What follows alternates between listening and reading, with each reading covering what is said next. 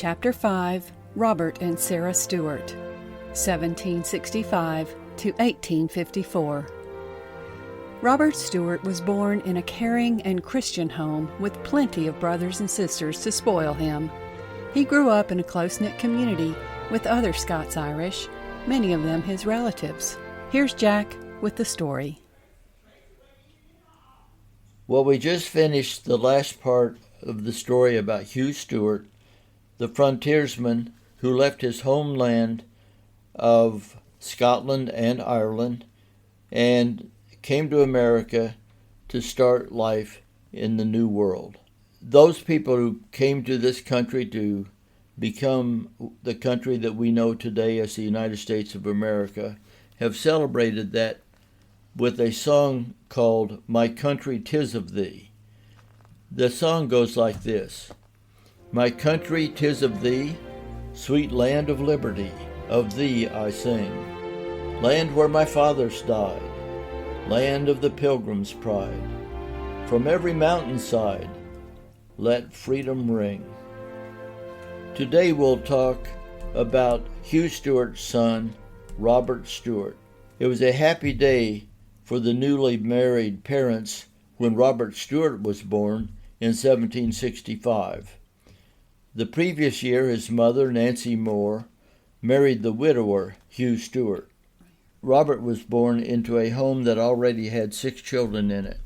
His half-sister, Jane Stewart, was 13 years old and anxious to be a caring big sister to the new baby boy. She already had some experience in that role with her brothers. John Stewart, now age 11, William Stewart, 7, and Hugh Stewart Jr., 5. These 4 children from the marriage of Hugh Stewart and his first wife, Hannah, were now merged with the Nancy Moore's 2 children, William and Nancy, by her first marriage. The untimely death of Hannah Stewart in 1760 had left a melancholy Hugh Stewart with 4 children to raise. When he courted and married Nancy Moore, herself a widow with 2 children, it made the Stewart family whole again.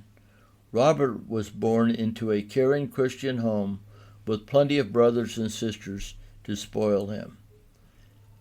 His prominence as the first child of Hugh and Nancy Stewart was short-lived when his brother Samuel came along 2 years later in 1767. 2 more little brothers soon followed: Joseph, born in 1769, and James in 1774. His sister Mary was born in 1778. Robert found himself the middle child in a family of 9. His position was unique in that he had 1 older sister and 3 older brothers, and 1 younger sister and 3 younger brothers. In ordinary times, a large family like this provided a wonderful environment in which to grow up.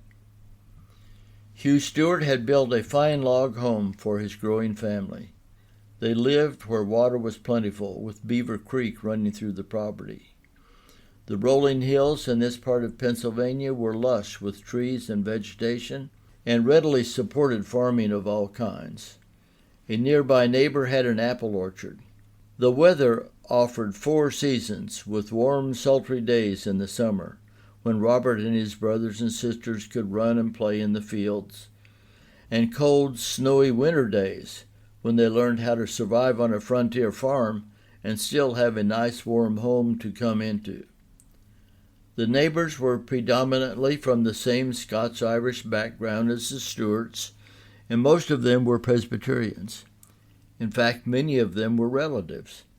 The closest relative was Samuel Stewart Jr., that's Sammy, Hugh's nephew, who moved to this area shortly after Hugh did.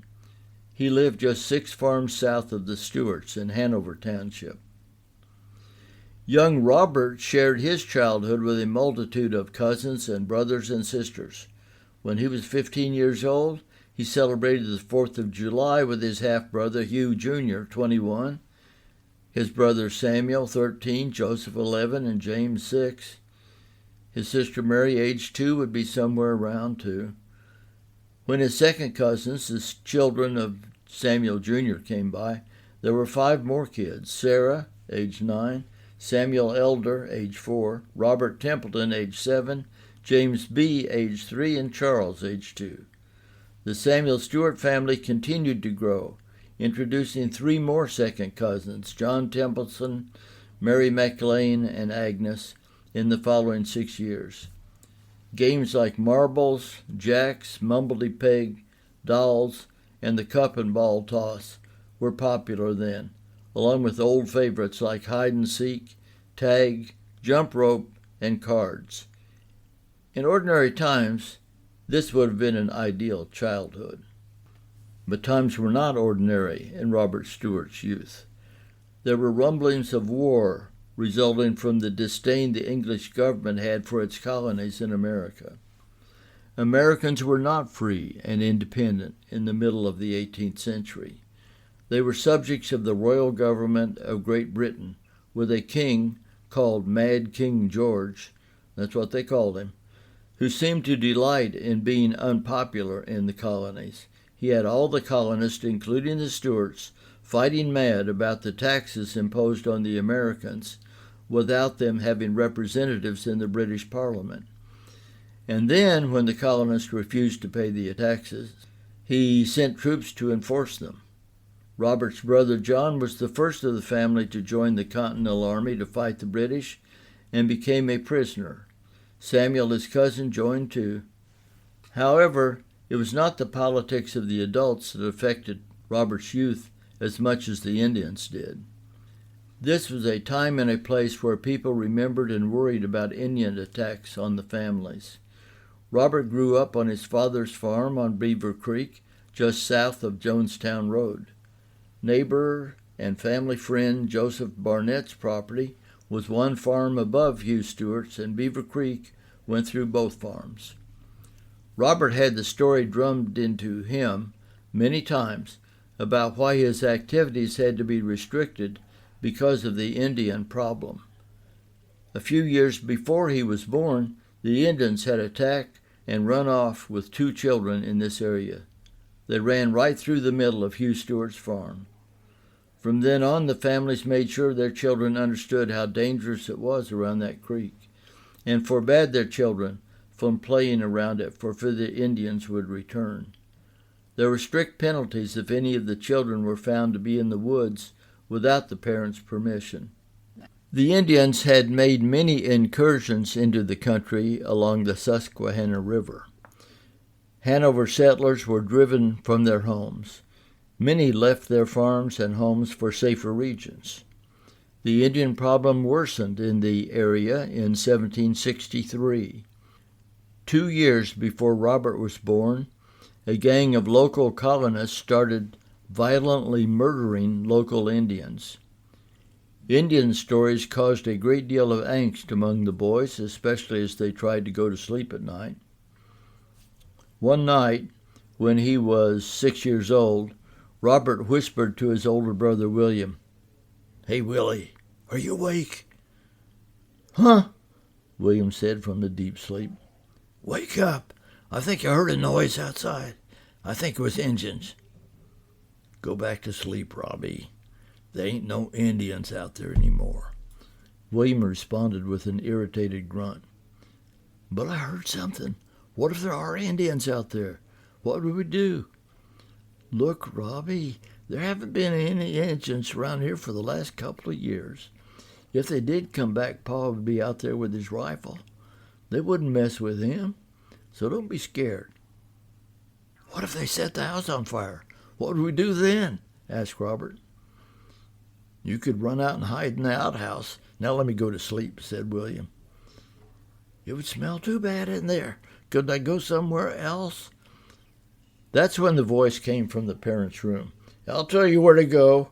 You can go to sleep in there. You boys quiet down right now," said their mother.